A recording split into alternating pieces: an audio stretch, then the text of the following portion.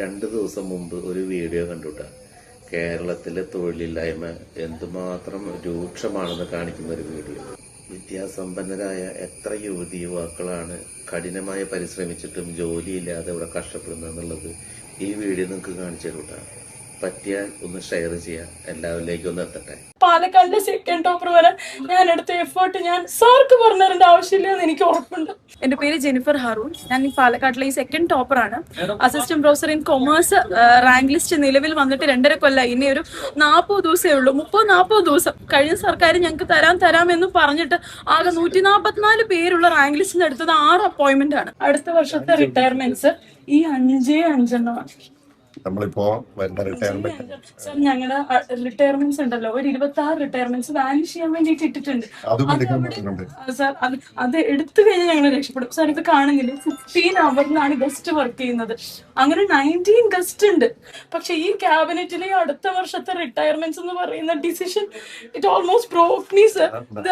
Only 5 retirements ഞാൻ mark ചെയ്തിട്ട് വന്നു 2027 അതും ക്യാബിനറ്റിൽ വെച്ചിട്ട്. അപ്പൊ ഈ വാനിഷ് ചെയ്യാൻ വെച്ചിരിക്കുന്ന 26 പോസ്റ്റ് എങ്കിലും ഇത് ഷിഫ്റ്റ് ചെയ്താൽ മതി സർ. ഈ ഗവൺമെന്റിൽ ഞങ്ങൾക്ക് വിശ്വാസമുണ്ട്. ഇനി കേവലം 30 ദിവസങ്ങൾ ആണ് ഇനി കഷ്ടിച്ചുള്ളത്. പക്ഷെ ഞങ്ങൾക്ക് വിശ്വാസമുണ്ട് ഇനി നല്ലൊരു സബ്സ്റ്റാൻഷ്യൽ അപ്പോയിന്റ്മെന്റ്സ് ഞങ്ങളുടെ റാങ്ക് ലിസ്റ്റ് നിന്ന് വരും. കേവലം ഒരു 10-20 നിൽക്കാതെ കഴിഞ്ഞ സർക്കാർ വാനിഷ് ചെയ്യാൻ വെച്ച പോസ്റ്റ് എങ്കിലും ഞങ്ങൾക്ക് തരും, അല്ലെങ്കിൽ ഗസ്റ്റ് വർക്ക് ചെയ്യുന്നിടത്തെങ്കിലും ഞങ്ങളെ നിയമിക്കും എന്നുള്ള കാര്യത്തിൽ ഞങ്ങൾക്ക് വിശ്വാസമുണ്ട്. ഇതുവരെയും റോജി മിനിസ്റ്റർ ഞങ്ങൾക്ക് ഭയങ്കര ഒരു സപ്പോർട്ടാണ് തന്നിരിക്കുന്നത്. അപ്പൊ ഞങ്ങൾക്ക് ഇനി ദിവസങ്ങളേ ഉള്ളൂ. പക്ഷെ കുഴപ്പമില്ല, ഞങ്ങൾക്ക് വിശ്വാസമുണ്ട് ഞങ്ങളുടെ കാര്യം നടക്കുന്നുള്ള കാര്യത്തിൽ ഞങ്ങൾ വിശ്വാസമുണ്ട്. ഞങ്ങൾ എല്ലാവരും ഇതിനു വേണ്ടി പ്രാർത്ഥിക്കുകയാണ്, പ്രതീക്ഷിക്കുക. സെപ്റ്റംബർ 18, 2026 ഈ റാങ്ക് ലിസ്റ്റ് എക്സ്പയർ ആവുകയാണ്. ഞങ്ങൾ 144 പേര് മെയിൻ ലിസ്റ്റും സപ്ലിമെന്ററി ലിസ്റ്റിൽ അടക്കം 259, അതിലും 11 പേർക്ക് നിയമനം ഇതുവരെ ലഭിച്ചിട്ടുള്ളൂ. എനിക്കൊരു 19 വേക്കൻസീസ് എങ്കിലും ഇന്ന് എടുക്കാം. അപ്പൊ എനിക്ക് ഇതൊന്ന് ജസ്റ്റ് ഒന്ന് ഷിഫ്റ്റ് ചെയ്തേച്ചാൽ മതി സാറി. 26 വാനിഷിംഗ് പോസ്റ്റ്. ഉള്ളൂ. ഞങ്ങൾ അവര് 2.5 വർഷം റാങ്ക് ലിസ്റ്റ് ഉള്ളപ്പോഴാണ് അവിടെ സമരം കിടക്കുന്നത്. ഒരു സർക്കാരിന്റെ അഡ്മിനിസ്ട്രേറ്റീവ് എറർ കാരണം ഒരു ജനറേഷൻ ഫുള്ളും അത് അനുഭവിക്കേണ്ടി വന്നു. 2.5 കൊല്ലം ഉള്ളവരൊക്കെ സമരം ചെയ്യാണ്. ഞങ്ങൾ ഇപ്പോഴും വിശ്വസിച്ചുകൊണ്ടിരിക്കുകയാണ് ഞങ്ങൾക്ക് ഇതിലൊരു ഫേവറബിൾ ആയിട്ട് ഒരു ഡിസിഷൻ വരുന്നു ഞങ്ങൾ വിശ്വസിച്ചുകൊണ്ടിരിക്കുകയാണ്. സർക്കാർ ഇപ്പൊ അടുത്ത റിട്ടയർമെന്റ് തരുന്നു പറഞ്ഞിട്ടുണ്ട്. അത് ഒരു 5 എണ്ണത്തിലൊക്കെ ഒതുങ്ങുള്ളൂ. അപ്പോൾ ഇനി സാറ് ഞങ്ങൾക്ക് വേണ്ട സബ്സ്റ്റാൻഷ്യൽ അപ്പോയിന്റ്മെന്റ്സ് ഉറപ്പുവരുത്താന്ന് വാക്ക് തന്നിട്ടുണ്ട്. ഞങ്ങൾ അതിനുവേണ്ടി പ്രാർത്ഥിക്കുക. ഞാൻ നോക്കിക്കോളാം. നമ്മളിത് പരമാവധി നമ്മൾ നോക്കുന്നുണ്ട്. നമ്മള് ഏതൊക്കെ തരത്തിൽ നിങ്ങളുടെ ലിസ്റ്റിൽ നിന്നും പരമാവധി ആളുകളെ അപ്പോയിന്റ് ചെയ്യാൻ വേണ്ടിയിട്ടുള്ള ഒരു സംവിധാനം നമ്മൾ ഉണ്ടാക്കാം കേട്ടോ. കണ്ടില്ലേ, PSC എക്സാം എഴുതിയിട്ട് സെക്കൻഡ് റാങ്ക് ഹോൾഡർ ആയിട്ട് വരെ 2.5 വർഷമായിട്ട് ആ കുട്ടിക്ക് അപ്പോയിന്റ്മെന്റ് ഓർഡർ ലഭിച്ചിട്ടില്ല. ആ കുട്ടി നേരിട്ട് ഉന്നത വിദ്യാഭ്യാസ മന്ത്രിയോട് സംസാരിക്കുന്നതാണ് നിങ്ങൾ കണ്ടത്.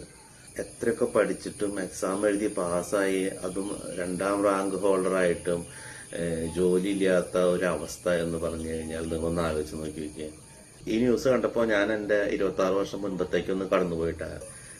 LDC എക്സാം പാറ്റേൺ ഒക്കെ ചേഞ്ച് കഴിഞ്ഞതിന് ശേഷം ആദ്യമായിട്ട് വന്ന ടെസ്റ്റ്, അതിൽ 249ാമത്തെ റാങ്ക് ആയിരുന്നു എനിക്ക് തൃശ്ശൂർ ജില്ലയിൽ.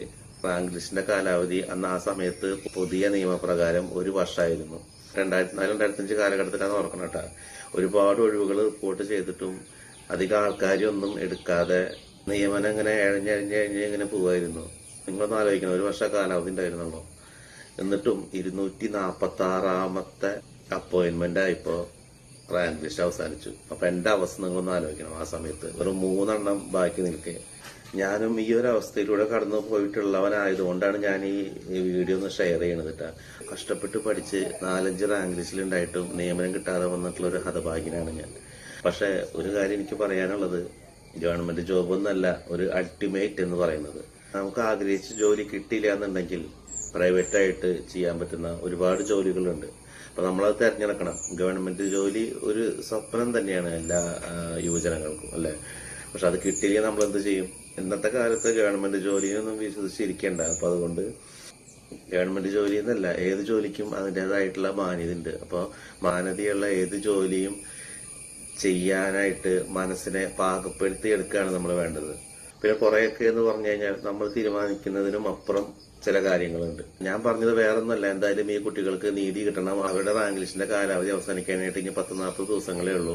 അപ്പൊ അതിന് അധികാരപ്പെട്ടവര് എത്രയും പെട്ടെന്ന് ഒന്ന് കണ്ണു തുറന്ന് ഒഴിവുകളൊക്കെ റിപ്പോർട്ട് ചെയ്ത് ആ ഒഴിവുകൾ നികത്താനായിട്ട്, ഇവർക്ക് ചിലപ്പോൾ ഇനി ഒരു എക്സാം എഴുതി റാങ്ക് ലിസ്റ്റിൽ പേര് വന്ന് കാത്തിരിക്കാനുള്ള സമയം ഉണ്ടാവണമെന്നില്ല. ചിലപ്പോൾ ഏജ് ഓവറായി തീരാം. അങ്ങനെ പല പ്രശ്നങ്ങളുണ്ട്.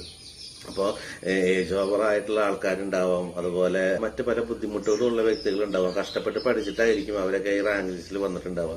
അപ്പോൾ ഈ റാങ്ക് ലിസ്റ്റിൽ വന്നിട്ടുള്ളവർ ഇതിന്റെ കാലാവധി കഴിയുമ്പോൾ വീണ്ടും ഒരു എക്സാം നടത്തിയിട്ട് അവരും കുറെ കാത്തിരിക്കുക. എന്തായാലേ കാത്തിരിപ്പുകൾ ഇങ്ങനെ നീണ്ടിരിക്കുക. ഒരുപാട് സ്ഥലങ്ങളിൽ വേക്കൻസികളിൽ ഡെയിലി വേജസിനൊക്കെ ആൾക്കാർ വെച്ചിട്ടുണ്ട്. ഇവർക്ക് എന്തുകൊണ്ട് റാങ്ക് ലിസ്റ്റ് എന്നുള്ള ആൾക്കാരെടുത്തുകൂടാ?